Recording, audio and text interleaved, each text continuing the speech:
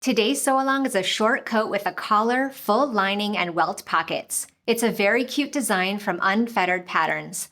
I've sewn it in today's video using a medium weight cotton outer and a viscose lining, but my favorite version is with Tweed Boucle with a satin lining. Both beautiful materials from Rex Fabrics. This is a sophisticated design in a very timeless style. Let's sew it together now. I've applied interfacing to the wrong side of my welt piece. Now I'm going to fold it in half right sides together and pin the short edges. Sew the short edges with a 3/8 inch seam allowance.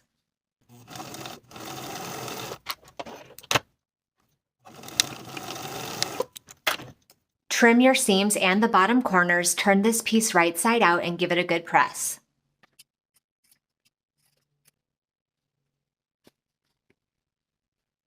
Here's the wrong side of one of my front bodice pieces, and I'm going to place interfacing on the wrong side of the fabric where the welt pocket is going to be placed. I've cut a rectangle of interfacing that's larger than the welt opening transferred from my pattern piece. And I'll fuse that over the rectangle from the pattern piece. Now on the right side of the fabric, I'll mark my welt opening from the pattern piece. Now that I have that rectangle transferred, I'm also going to draw a line straight down the center.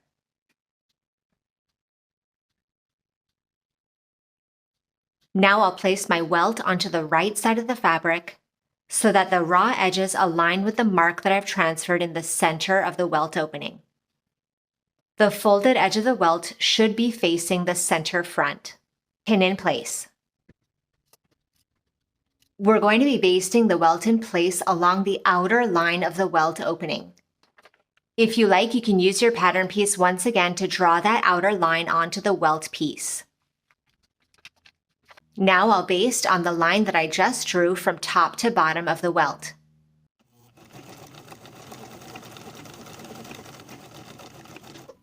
Place your rear pocket pattern piece right sides together with the welt, aligning the raw edges.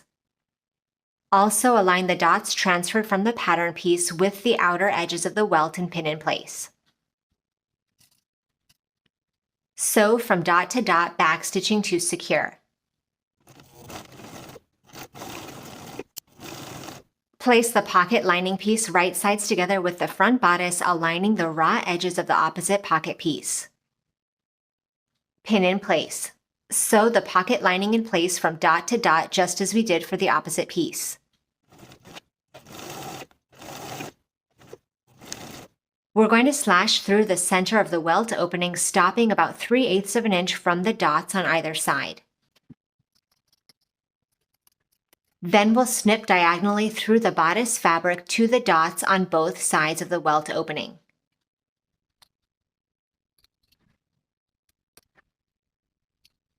This snipping will leave a small triangle of bodice fabric which we'll sew down later on. Now we can turn those pocket fabrics to the inside of the garment through the opening. Give those pocket seams a good press on the inside and press your welt toward the side seam. So here's what the inside of the front bodice should look like at this point. Turn the rear pocket piece over the pocket lining so that it's out of the way of the welt. And its seam allowance should be oriented toward the side seam. From the front of the garment, we're going to top stitch that seam allowance in place. Edge stitching right along the sewn edge of the welt on the bodice side.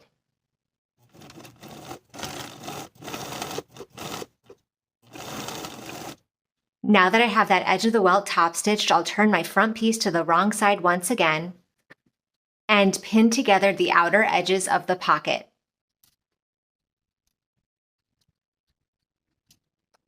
We're going to sew together the outer edges of the pocket from one corner all the way around to the other.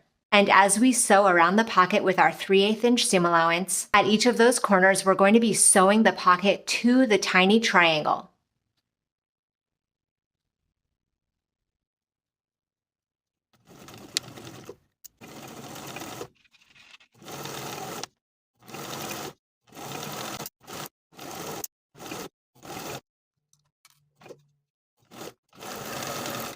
Now the outer edges of my pocket are sewn together, and the top corners of the welt are sewn to the tiny triangles only.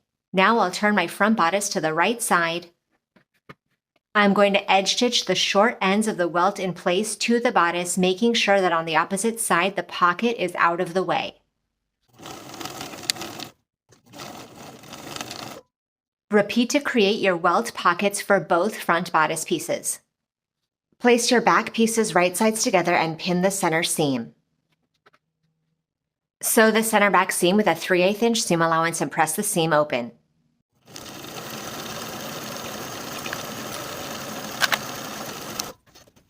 Place the front and back jacket pieces right sides together along the shoulders and the side seams and pin in place. Sew both shoulders and both side seams with a 3/8 inch seam allowance and press the seams open.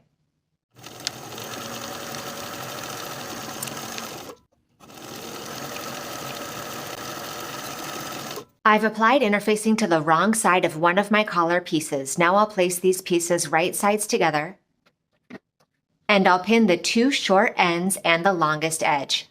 Sew from one bottom edge, pivoting at the top corners to the opposite bottom edge with a 3/8 inch seam allowance.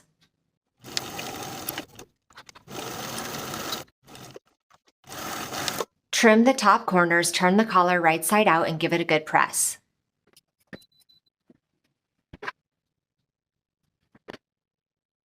Place the raw unsewn edge of the collar right sides together with the neckline, aligning the center back and pin in place. Continue pinning toward the outer edges.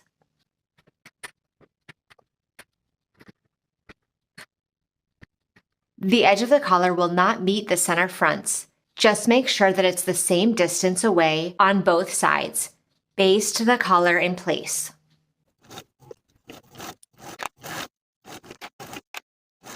Apply interfacing to the wrong sides of your facing pieces. Place them right sides together at the shoulder seams and pin in place. Sew the shoulder seams with a 3/8 inch seam allowance and press the seams open. Place the facing and the main jacket right sides together along the center front and the neckline and pin in place.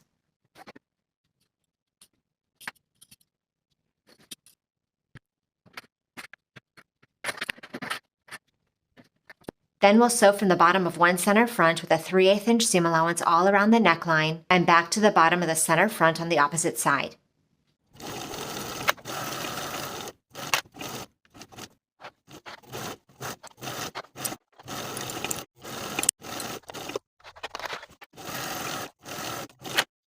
Trim the top inner corners of the seam allowance. Then we're going to understitch the facing. We'll turn the facing over its seam allowance, and we'll sew the facing to the seam allowance underneath about 1/8 of an inch away from the original seam line. I'm going to do this for both front facings as well as the back facing along the neckline. Your presser foot won't be able to understitch all the way to those top corners, so go as far as you can, backstitch to secure, then start a fresh set of stitches for the neckline. Repeating for the opposite facing.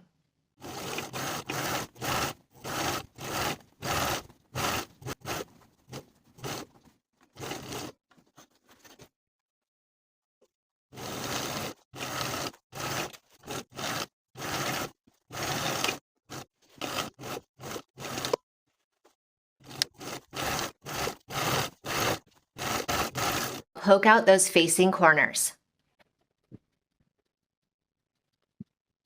And give those center front edges a good press. Place the sleeve and back sleeve right sides together and pin in place. Sew with a 3/8 inch seam allowance and press the seam open. Fold the sleeve right sides together, matching the underarm seam, and pin in place. Sew with a 3/8 inch seam allowance and press the seam open. A sleeve hem will help you press this seam without pressing unnecessary creases elsewhere in the sleeve. Repeat to create both sleeves. Turn your sleeve right side out and place it into its corresponding armhole right sides together. Pin in place all the way around, matching your notches.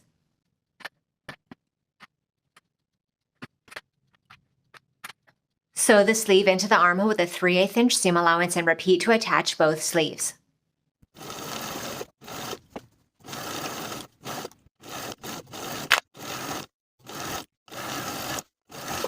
Place the front and back lining pieces right sides together at the shoulders and the side seams as we did for the main pieces and pin in place. Sew both shoulder seams and both side seams with a 3/8 inch seam allowance and press the seams open. Fold your sleeve lining right sides together and pin the underarm. We're going to sew the underarm from top to bottom with a 3/8 inch seam allowance for one sleeve only. For the opposite sleeve lining piece, we're going to leave a gap of about 3 inches in the middle of this underarm seam. So here are both of my sleeve lining pieces, one sewn completely from top to bottom, and the other sewn with a gap in the center so we can access the inside of the jacket later. For this opening, make sure you backstitch at both ends of the gap. Place your sleeve lining right sides together with its corresponding armhole and pin in place. Sew the sleeve lining in place with a 3/8 inch seam allowance and repeat to attach both sleeve linings. I'm going to turn my main jacket right side up on the back side and open out the facing so I can access those inner raw edges. Now that I have all the inner raw edges of the facing toward me, I'll place my lining right sides together with the facing piece and pin in place, aligning the bottom raw edges all the way around the neckline to the opposite bottom edge.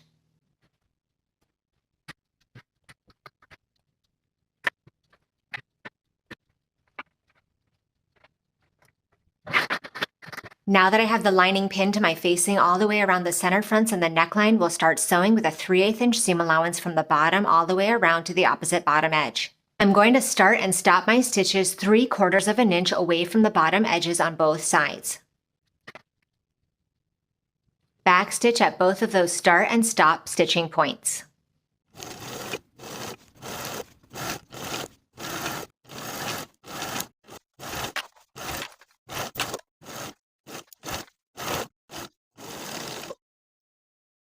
Here are the bottom edges of my facing for both center fronts. Fold the facing so that it's right sides together with the front bodice, folding it right along its main seam line. Pin the facing to the front bodice along this indented portion of the bottom hem. Doing this for both sides. Move the lining out of the way and fold back that inner edge of the facing along the seam that we just sewed so that the raw edge is folded to the wrong side by 3/8 of an inch. Repeat on both sides. Once again, keeping that lining out of the way, we're going to sew from that folded edge of the facing to the outer fold of the facing with a 3/8 inch seam allowance on both sides.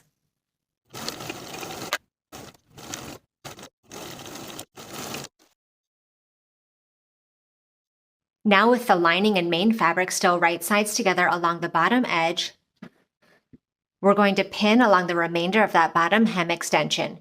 Bring down the corner of your lining to meet the corner of the main jacket right sides together and pin in place. Repeat on the opposite side. Continue pinning across, aligning your seams.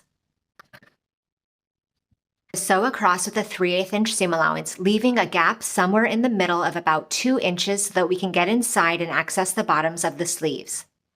Backstitch at both ends of your opening.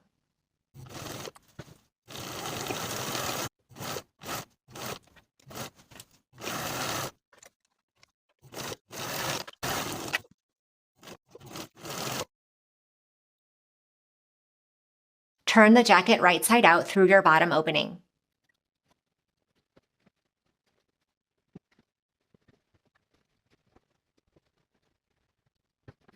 Place your sleeve lining into the main sleeve, making sure to align the underarm seams.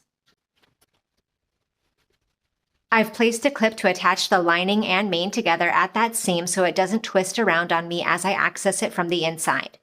Through the hole that I left in the bottom of the lining, I'll place my hand through and all the way through in between the lining and the main to grab that bottom edge of the sleeve. I'll pinch that pinned seam in my hand and pull it through the bottom opening.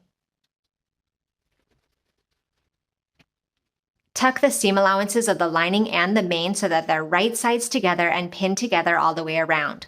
Make sure not to allow this seam to move.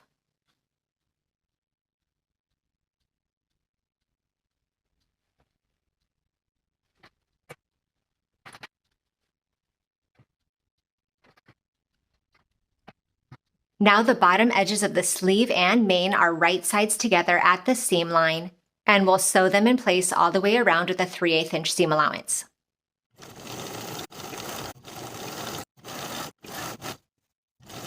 Before we turn the sleeve right side out, we're going to fold up the hem allowance of the main sleeve 1¼ inches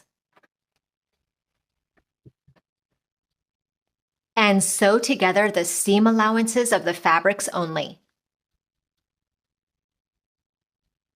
This stitching will keep the sleeve lining from sagging when you wear it.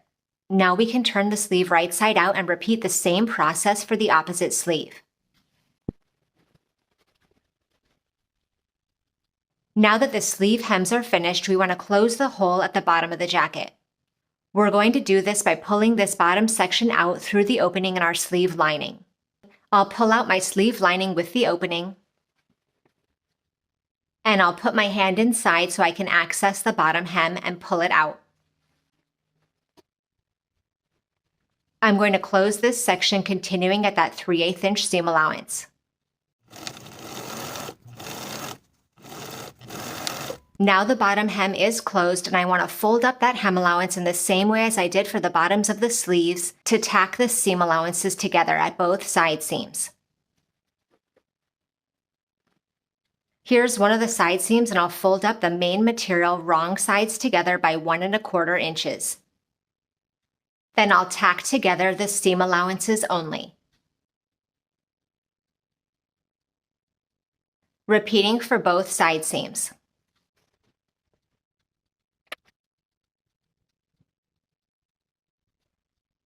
Now straighten everything out through that sleeve lining.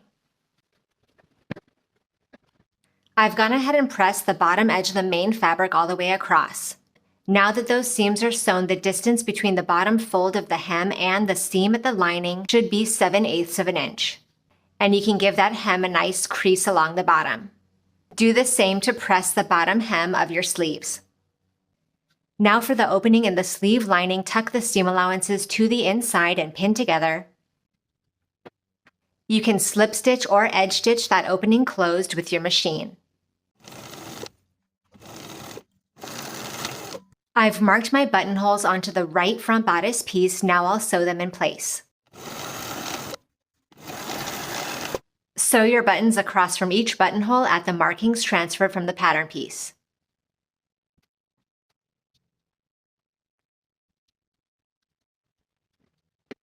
And now your jacket is complete. Thank you for watching this sew along. Make sure you subscribe to the channel so you don't miss future sewing tutorials, and I'll see you in the next video.